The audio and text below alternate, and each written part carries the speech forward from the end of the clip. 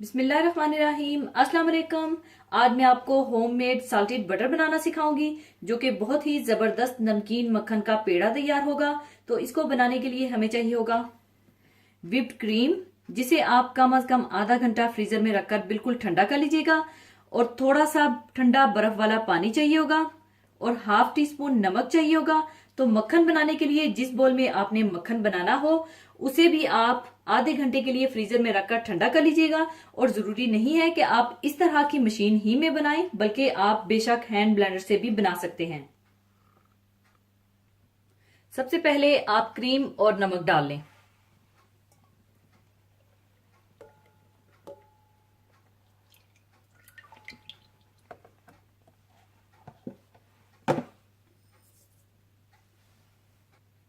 और अब आप इसे तकरीबन 8 से 10 मिनट के लिए व्हिप करें, और पहले ये क्रीम व्हिप होगी और फिर बाद में ये फटेगी।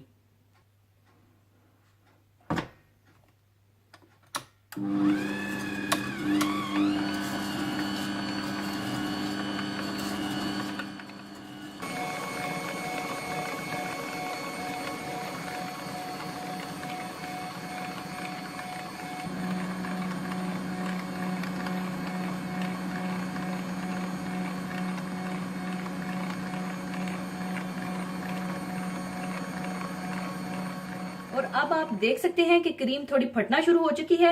और जब इस तरह से क्रीम फटने लगे तो बिल्कुल थोड़ा सा इसमें ठंडा बर्फ वाला पानी डाल दें और फिर से ब्लेंड करें, और इस तरह से मक्खन अलग हो जाएगा और पानी अलग।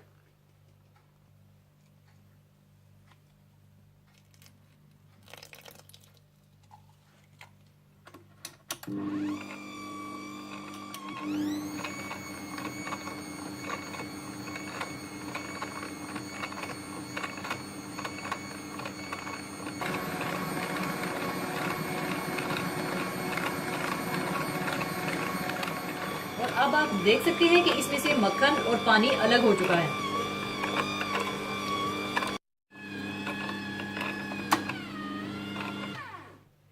मक्खन तैयार हो चुका है। और अब आप एक छलनी में साफ मलमल का कपड़ा या कोई भी बारीक साफ कपड़ा लेकर उसे छान लीजिएगा और इसका सारा पानी निकाल दीजिएगा।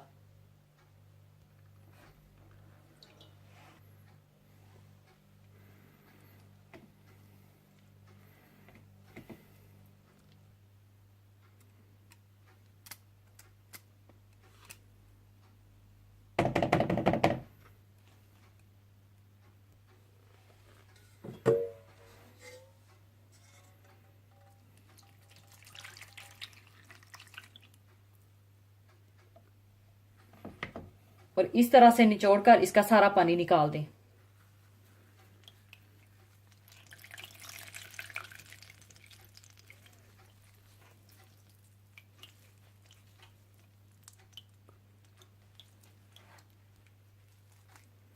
लीजिए, मक्खन का पेड़ा तैयार हो चुका है। अब इसे मैं दूसरे बर्तन में शिफ्ट कर लूंगी।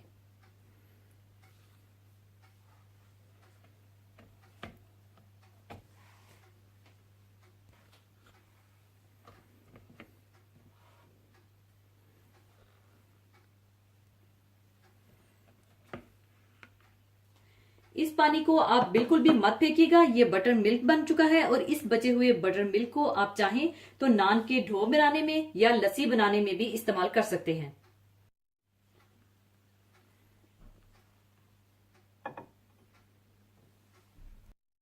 लीजिए, बहुत ही जबरदस्त होममेड साल्टी बटर तैयार है। और आप चाहें तो इसे सरसों के साग के साथ या मकई, बाजरे या ज्वार की रोटी के साथ सर्व कर सकते हैं। तो एंजॉय कीजिएगा और जरूर बनाइएगा। और जाने से पहले एक हदीस पाक शेयर करना चाहूंगी। हदीस पाक इस तरह से है। हजरत अब्दुल्ला बिन मसूद रजी अल्लाह ताला अन्हो से रवायत है कि रसूलुल्लाह सल्लल्लाहु अलैहि वसल्लम ने इरशाद फरमाया कि कयामत के दिन मुझसे करीब तरीन और मुझ पर ज्यादा हक रखने वाला मेरा वो उम्मती होगा जो मुझ पर ज्यादा दरूद भेजने वाला होगा।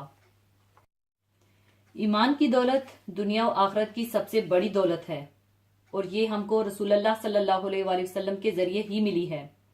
आप सल्लल्लाहु अलैहि वसल्लम ने सख्त से सख्त मुसीबतें उठाकर हदायत और दीन की रोशनी हम तक पहुंचाई है।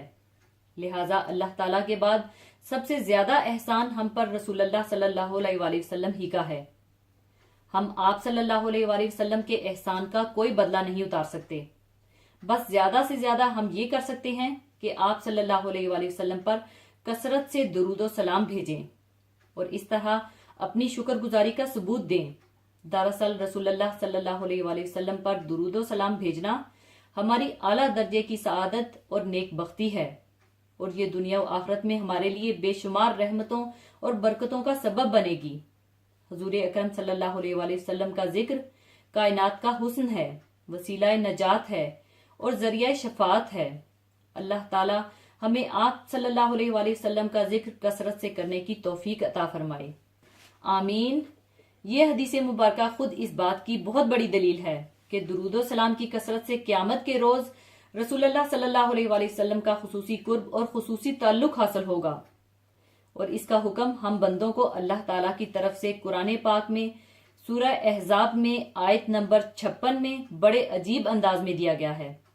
इरशाद बारी ताला है, बेशक अल्लाह ताला और उसके फरिश्ते नबी सल्लल्लाहु अलैहि वसल्लम पर रहमत भेजते हैं। ए ईमान वालो, तुम भी उन पर दुरूद भेजो और खूब सलाम अर्ज करो।